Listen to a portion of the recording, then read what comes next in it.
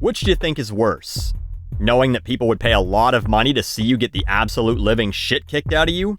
Or knowing that no one would pay money to watch you get your ass handed to you, no matter how spectacular the beating? Well, as someone slowly sinking into obscurity like an iceberg slowly melting in the ocean, I'd think the second one is worse. With the Paul brothers, they can revel in the fact that, love them or hate them, people are talking about them. They want to see them do something, even if that something is spit up their own teeth.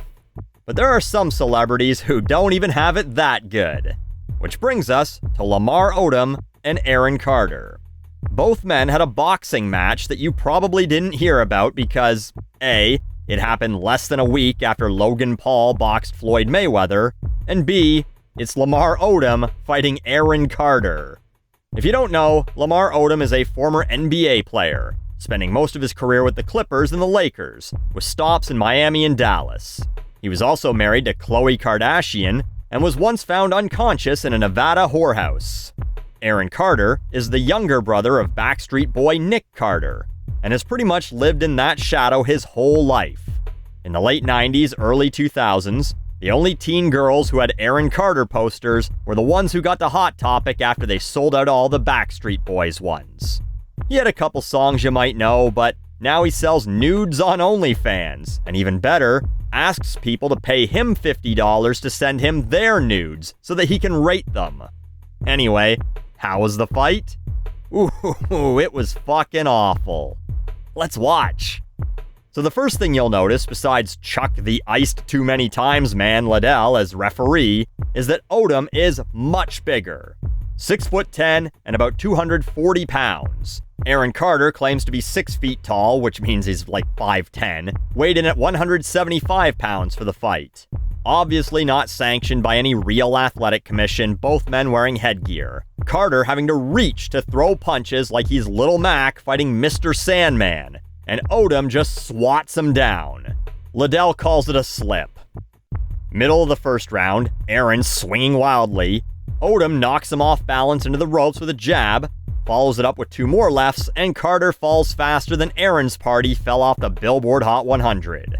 He gets up, the fight continues, although I don't even know if you can call this a fight. It's a fight like a car hitting a squirrel is a fight.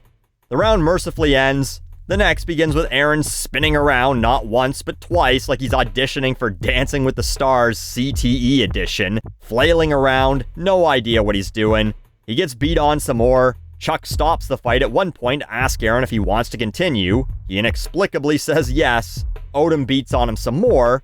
And finally, Aaron runs over to a corner, drops to one knee with his arm out, shakes his head, and then waves his arm to say, "No more, I'm done here."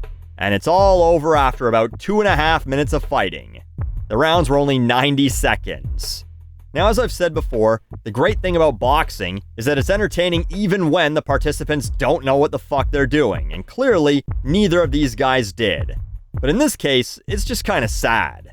I mean, Lamar Odom was married to a Kardashian for 7 years. I feel like people watched him suffer enough. And seeing him fight a guy a foot shorter and 65 pounds lighter, it's just watching a bully beat up a kid for his lunch money. No one wants to fucking see that. No one can really cheer that on. But I don't think anyone did cheer it on. No one was talking about this. It wasn't trending, and maybe you can blame the fact that people just felt ripped off watching one horrible celebrity boxing match the weekend before, and they had no interest in another one. But realistically, it's the fact that neither of these guys have any modern name value. The catch-22 of celebrity boxing is, people want to see actual celebrities beating the piss out of each other.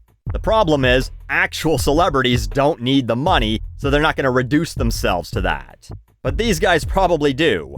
Lamar Odom's NBA career ended 8 years ago, and he stopped porking Khloe 5 years ago.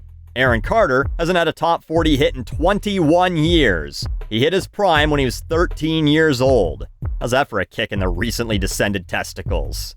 But back then, I bet there was some shitty celebrity flash game where you could click your mouse a bunch of times and make him look all bruised and go, "Haha, I'm beating up Aaron Carter." Now, no one wants to see him get beat up. No one's reporting the pay-per-view buys because, guess what? No one's proud of it.